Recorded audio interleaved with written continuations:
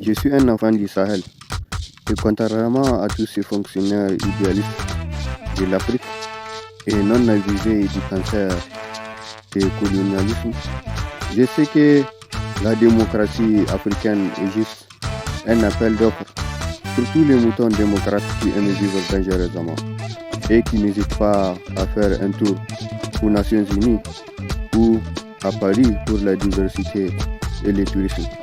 Même si ces moutons n'hésitent pas à envoyer la police dans un labyrinthe d'injustice sociale pour dompter les peuples. Même s'ils n'hésitent pas à violer la Constitution pour intimider et pour border les caprices français et européens. Même s'ils n'hésitent pas à offrir un droit de veto à un pays dit des droits de l'homme ou à offrir un permis de séjour à un pays dit de la liberté dans la capitale comme dans tous les recoins de ma patrie au nom de la coopération et de la démocratie. Après tout, que savent ces loups originaires de l'Occident du fardeau de l'esclavage qu'a vécu l'Afrique? Que savent-ils du prix qu'elle a payé? Que savent-ils du prix payé pour les modes de vie français et européens? Que savent-ils du lourd fardeau du néocolonialisme? Que savent-ils du pays des hommes intègres et de la révolution du capitaine Thomas Sankara? Que savent-ils du Zaïre et du Patrice Lumumba? Que savent-ils du Niger et du général Ibrahim Barry Menassara? Que savent-ils du Mali et du père fondateur de la Fédération du Mali? Que savent-ils du Bénin et de l'emblème du royaume perdu d'Abomey? Que savent-ils du Ghana et du Kwame Nkrumah ou de Jerry Rawlings? Que savent-ils de la Libye et des ruines laissées par les adeptes de l'OTAN? Que savent-ils du Rwanda et des vestiges du génocide? Que savent-ils de l'Afrique et de la politique du mouton merdeux de la maison? Que savent-ils de l'Afrique et du prix payé par ses enfants?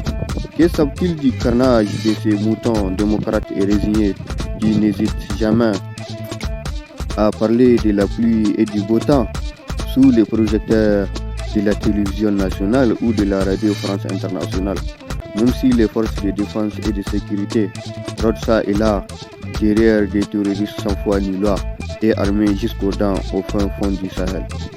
Même si le néocolonialisme est partie intégrante de la politique africaine, même si c'est juste un tribut de la politique du mouton espion de l'Occident, même si en Afrique, des jeunes filles se prostituent pour avoir de quoi manger, même si au Niger, un mouton minier est engagé corps et âme pour enrichir les réacteurs et l'arsenal nucléaire de la France, même si en Afrique, un mouton militaire et militant pour la France s'est engagé à assujettir les peuples tchadiens, même si au Guinée, un mouton Tchétchi s'est permis de restaurer la confiance perdue entre un pays dit des droits de l'homme et l'ancienne capitale des grands empires ouest-africains.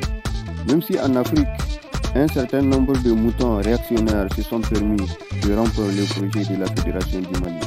Même si au Zaïre, un mouton tordu a introduit et nourri les loups sauvages de la Belgique qui ont exécuté les vaillants panafricanistes Patrice Lumumba. Même si en Afrique, des moutons intellectuels et originaires de la Côte d'Ivoire ont réussi à sanctifier le système esclavagiste et cynique forgé par les moutons au crâne chauve qui a jadis gouverné toute l'Afrique de l'Ouest, au bon vouloir du galant du général de Gaulle. Même si au Cameroun, un mouton paranoïaque et périmé a réussi à tordre le cou à la démocratie camerounaise pour honorer les chanteurs de la démocratie qui condamnent la politique africaine quand elle ne répond pas aux critères du caprice français et européen.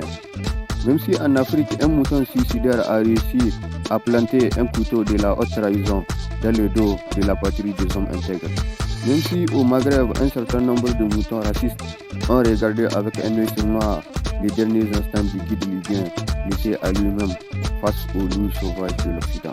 Même si en Afrique, des moutons démoniaques ont réussi à sanctifier les vestiges de la politique de Bokassa dans la République centrafricaine.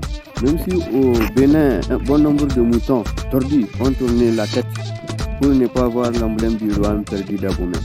Même si au Nigeria, des moutons malmenés et aliénés ont corrompu l'esprit et l'espoir de la plus grande économie de l'Afrique.